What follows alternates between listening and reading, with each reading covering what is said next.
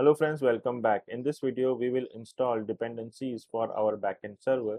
So we need to go inside our root directory. Okay, so let me open the root directory.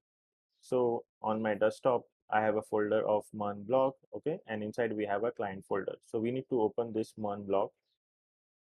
So this is our root directory. Okay, this is our root directory, and inside we have a client directory.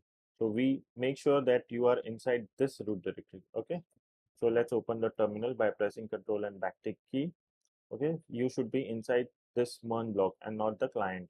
Okay, so now here we need to initialize node package. So we need to type npm init -y and press enter. So inside this folder MERN-block, a package.json file has been created. Let's open this package.json file and let me close this. So we will change this values in a while, but now let's install the dependencies. So let's go to terminal again. So Control and backtick key. Let me clear this out.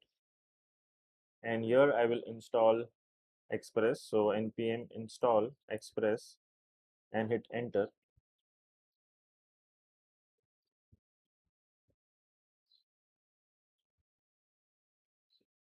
Okay.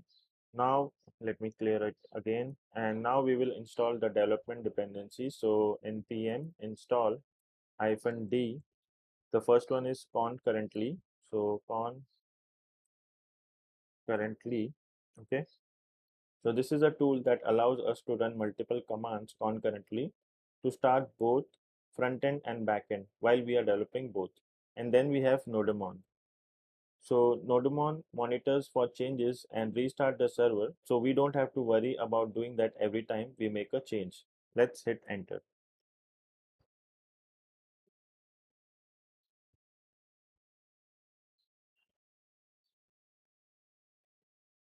So now as you can see, we got this dev dependencies concurrently and Nodemon. Now we will modify the package.json file. So here the name, I'll keep it as MERN block. So inside the description, I will write MERN app to learn full stack development. And we are not going to use index.js as our main entry point. We are going to have server.js. So let's remove this index and we can do server.js. Okay. Then we will create the script right away. So here instead of test, I will write server. So let's remove this line. Server script will use Nodemon. So I'll specify Nodemon in the script. And finally, in the author, I will type Tech Academy. Let's save this file. And now we are good to go. So in the next video, I'll create the server.js file and create our Express app. So this is it for this video, and I'll see you in the next video.